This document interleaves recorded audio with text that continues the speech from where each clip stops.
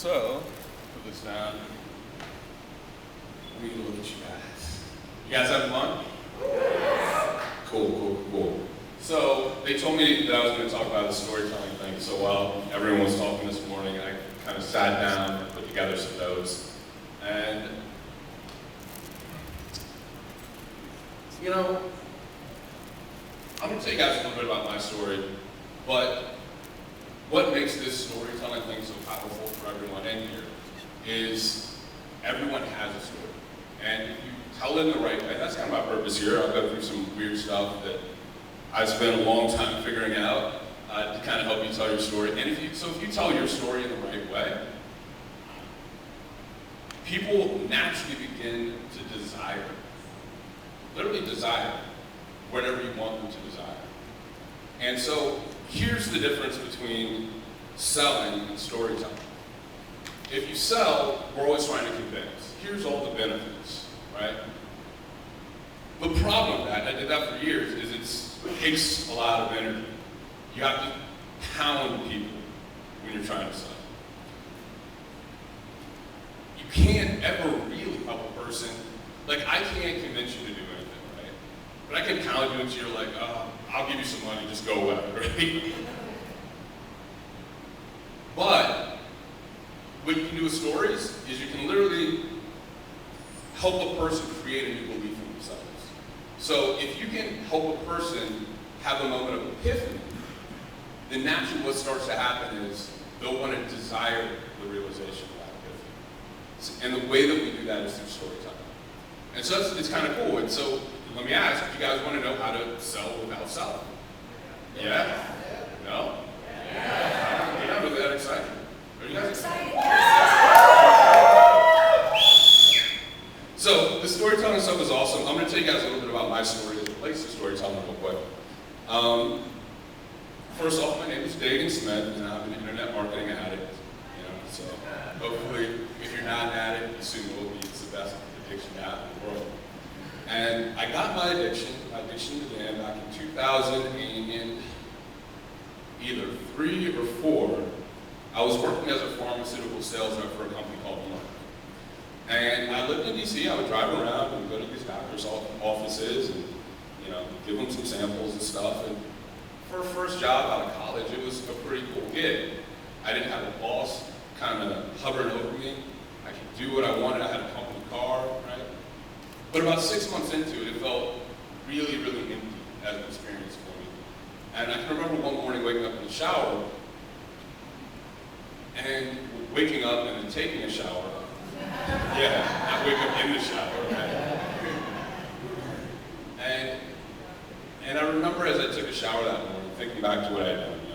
I hit the snooze button 5 times before I actually got up, stumbled in, wasn't happy or enthused about anything. And there I am in the shower, realizing that I'd done the exact same thing every single day that I had this job.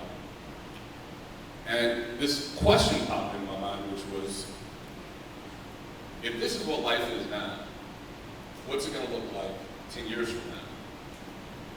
And it was one of the scariest moments of my life.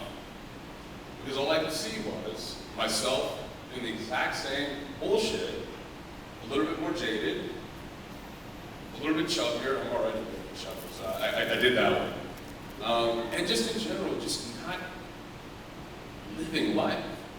And that moment of fear was, I think for some of us, fear is the most important thing we have. It makes us move, it makes us go. Was literally the moment to change my life. I didn't know what to do. At that point, I'd gone to school to study biology. I was thinking about going to med school. So I didn't have anything other than this job.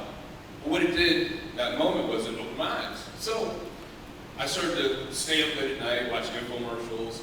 And I remember one night, kind of like Lisa said, you're seeing these people, this is like a real estate infomercial, and you see these people that are definitely not, they're looking definitely a little bit uglier and not as smart as you, but holding up these $30,000 checks. I just made $30,000 on my first deal. I'm like, man, if he can do it, I can do it. So I ended up suckering myself into going to this Holiday Inn meeting.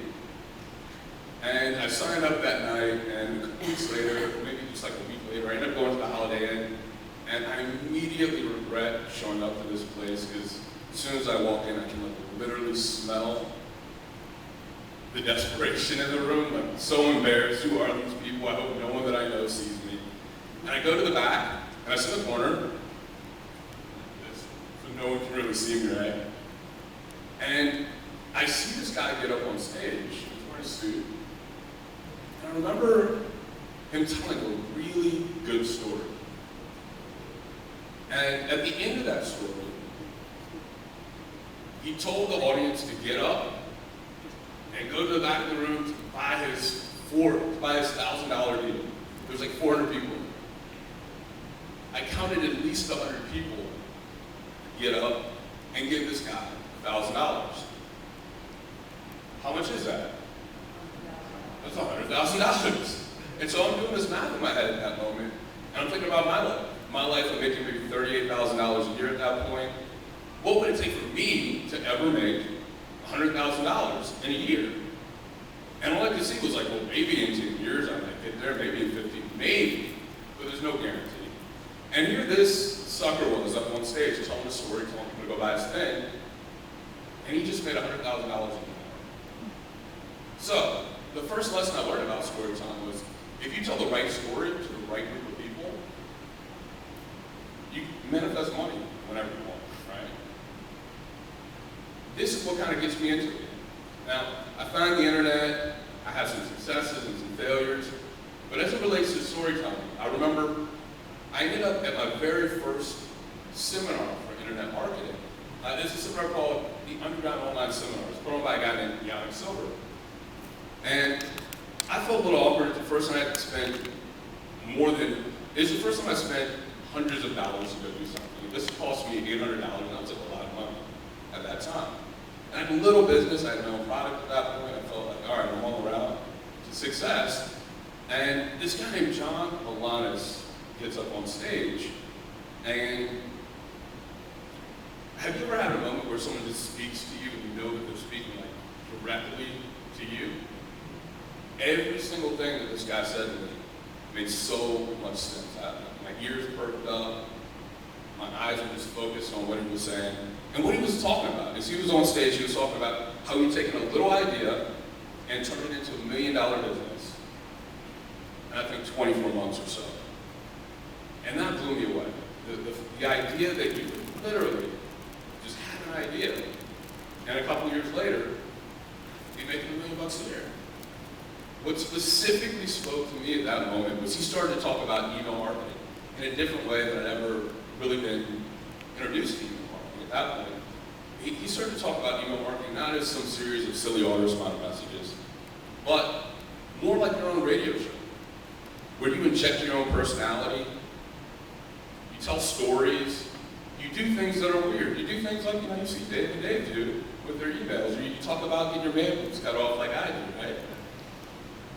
And well, this changed the game, because I thought email was just, all right, well, you load up your autoresponder with some messages, and whatever happens, happens. You get some more sales, cool. But that was it. And this guy was talking about emailing his list twice a day. Twice a day. For me, it made a lot of sense, right? If I want to make the most money, if I want to connect with people, I gotta be there all the time. If I watch Oprah every day. I don't watch Oprah. But if I did, I'd probably watch every day, right? Do you guys have any TV shows that you watch whenever it comes on? Or anything that you watch every day? So this is how we want it to be. This is how we want to be in our email marketing. So I go home, and I say to myself, I gotta do what this guy's doing. On the spot, there's no plan. I just start emailing my list twice a day. Within a month, with some using my own personality, telling stories, doing some weird stuff, my business doubles. Right? So, if you add personality to your story, you double your income. This is a good thing. This is a good reason to tell your story and to tell it daily. So things get better, business progresses for me, and as it relates to storytelling, the next thing that I remember is I got an opportunity to join a network marketing deal. It was a company called Genius at that time, with a few of my friends. Now, I didn't have to, but it just seemed like a really fun thing to do because it was just a diverse group of really talented people that I wanted to work with. And this was a health nutritional network marketing deal, and it was just traditional. It wasn't something that I had done before, so I had to figure out how to introduce this to my list. I built a list, maybe it was 15 or 18,000 people at that point, so spend money on traffic, build a list, email them daily, kind of a formula for succeeding in business.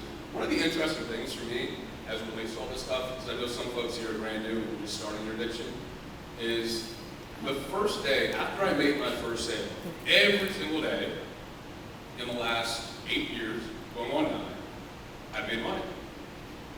So if there's anything to do, it's to get that first sale. And then to keep doing the things that got that first sale over and over again. But back to the story. I had this, I'm joining this company called GeneWise. I need to figure out how to introduce it to my list.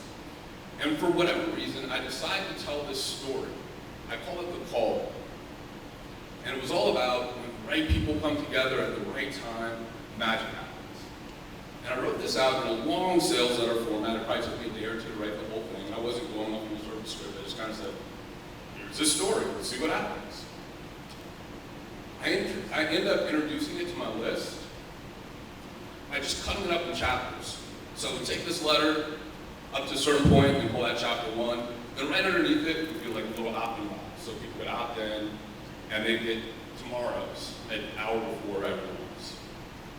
Multiply that times 7 days. At the end of 7 days, they all know that on the 7th day, I'm going to let them join our company. At the end of 7 days, we open up the doors, and literally 100 people join this deal, traditional style. We just literally have a web form where people are like giving us their credit card information, and then we're going and keying it in ourselves, right? So it's like a hard day's work. When 100 people join this deal with like $500 in like 36 hours. It was insane. So if you tell a story, like we do with books, you can create insane sales images. Does this make sense? Yeah. Good stuff? All right. So I immediately take my brother. My brother was just graduating high school at that point. Now he just graduated college. And we get on a plane and we go to Japan and we have some fun in Japan. I come back and that team's like triple the size. If you tell a story over chapters, it creates a lot of desire. People want to get that next piece. An interesting thing about people, and so I'm digressing, but I'll get back to the point, is we love this formula, and I call it uncertainty, couch uncertainty. So, if I tell you there's a beginning and an end to something, but I don't tell you what's going to happen in the middle, it's extremely compelling, right? This is why people watch shows like The Boss. And we can use this power in our own email marketing. Uncertainty, couch uncertainty. They want to figure out what happens to get to you. If it was just uncertainty, it would freak people out. But because there's bookings there, we like it. And it's intensely compelling. All right, so I got my little clip notes here. Get back on track. All right, what do we got? Holiday Inn, John Alanis, GeneWise. Yeah. So the first time I spoke on stage, and I started to get the story stuff, and I decided to, for the first time, really just tell my whole story. Good, bad, ugly, just the whole freaking thing. And so I went and I had some folks help me to put my story in the right format, because I was going to speak at this seminar called Live the Dream.